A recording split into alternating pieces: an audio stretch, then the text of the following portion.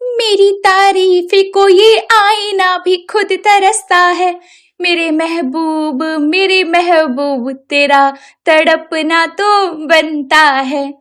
तुम्हें कोई हक नहीं बनता कि तुम इतनी हॉट लगो, तभी तो गली मोहल्ले के लड़के मुझ पर फिदा है। शीशे के सामने मेकअप लगाते हुए रिया खुद ही अपनी तारीफ कर रही थी। तभी उसकी माँ आती है। रिया, ये तुमने किस तरह के कपड़े पहने हैं? इतने छोटे साइज के कपड़े शरीफ घरों की लड़कियों को शोभा नहीं देते, इसलिए मोहल्ले की औरतें तुम्हें बेशरम बोलती है। माँ, आई डोंट केयर कि मोहल्ले की औरतें मुझे बेशरम कहती हैं। आप चाहती हैं कि मैं सूट सलवार पहनकर अपने कॉलेज जाऊं? नो वेज मॉम, प्लीज आप मेरे कपड़ों को लेकर रोकना टोकना बंद कर दो। अब मैं 6 साल की बच्ची नहीं रही, बड़ी हो गई हूँ। क्या बुरा क्या अच्छा, मुझे सब चीज समझ में आती है। माँ, मैं लेट हो रही हूँ, मैं चलती हूँ, आप मेरा टाइम वेस्ट मत कीजिए। रिया इतना कहते हुए अपना पर्स उठाकर कॉलेज को निकल जाती है। वहीं दूसरी तरफ शकुंतला देवी तभी एक लड़की को लड़के के बाइक पर बैठा हुआ देखकर वो बड़बड़ाना शुरू कर देती है। राम राम राम, शर्म तो जैसे बेच खाई है आजकल की लड़कियों ने।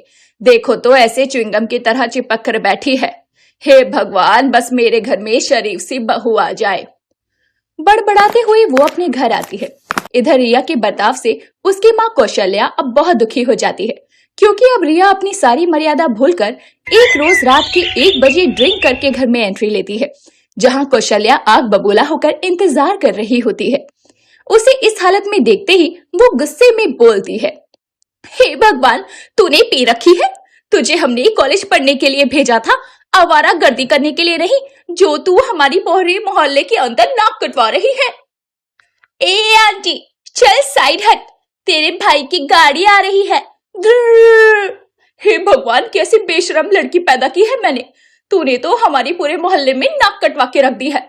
ना जाने तुझ नास पीटी से कौन भला शादी करेगा। अब हमें अपनी इज्जत का और कचरा नहीं करवाना, तू बस ससुराल जा। कौशल्या अपनी बेटी की बेशर्मी से तंग आकर लड़के ढूंढने लगती है, जहां शकुंतला का बेटा वरुण कौशल्या को अपनी बेटी के लिए बेहद पसंद आता है, और वही शकुंतला भी रिया को देखकर पसंद कर लेती है। और देखते ही देखते दोनों की शादी कुछ ही महीनों में हो जाती है, जहां रिया की सास हाथों में पूजा की थाल लेकर स्वागत कर रही थी। आ जाओ मेरी प्यारी बहू, अपने ससुराल में आओ। आज तुम मेरे आंगन में आ गई, मैंने तो गंगा नहा लिया।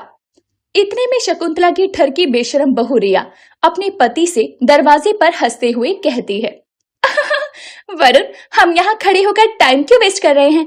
चलो अंदर चलते हैं, हमें सुहागरात की तैयारी भी तो करनी है। मैंने बहुत कुछ सोच रखा है। तभी ननद अपनी माँ के कान में फुसफुसा कर कहती है, अरे माँ, भाभी तो बड़ी बेशरम है। देखो तो भैया का हाथ पकड़कर अंदर लेकर चली गई।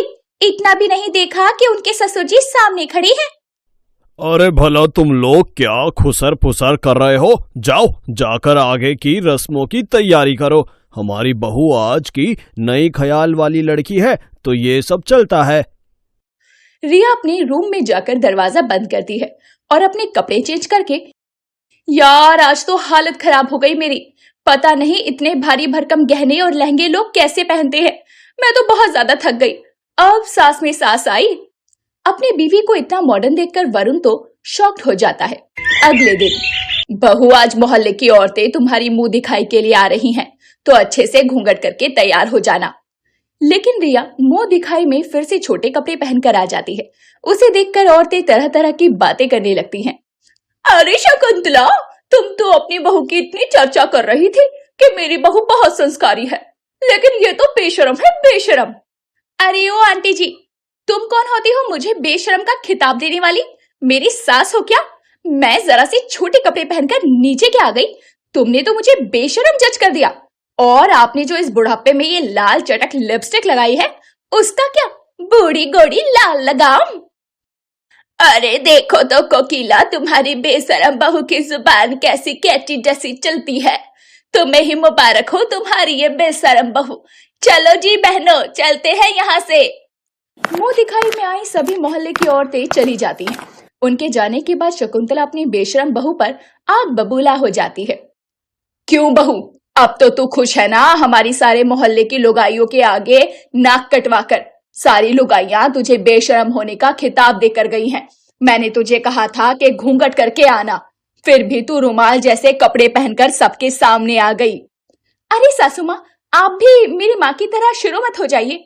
वैसे भी अभी तो मैं जवान हूँ, ऐसे कपड़े अभी नहीं पहनूंगी तो आपकी उम्र में थोड़ी पहनूंगी। ऐसा बोलकर रिया मटकते हुए कमरे में चली जाती है। बेचारी सास बहू की बेशर्मी को देखकर माथा पीट कर रह जाती है। एक दिन जब ससुर हॉल में बैठे हुए थे, तभी बहू घर आ जाती है, जिससे ससुर शर्म से पानी पानी होकर नजर झुका लेते हैं। अरे बहू, ये क्या ठरकीपना है? अरे सुनती हो, वरुण की माँ रामिया, बाहर आओ। क्या हुआ पापा, कुछ चाहिए? या भाभी, ये क्या बेशर्मी कर रही हैं आप? अपनी ससुर के सामने ऐसे खड़ी हैं? ओह प्लीज राम्या, तुम टिपिकल सास की तरह बर्ताव मत करो। मैं बॉडी लोशन लेने आई थी। ननद हो, ननद बनकर रहो, माँ बनने की कोशिश मत करो, वरना अच्छा नहीं होगा। इसी तरह बेशरम बहू नंद को भी सुना देती है। इसी तरह से वक्त के साथ बहू की बेशर्मी अब बढ़ती जाती है। एक शाम के वरुण के कुछ दोस्त उससे मिलने आए होते हैं। तभी एक दोस्त, अरे नमस्ते भाभी जी।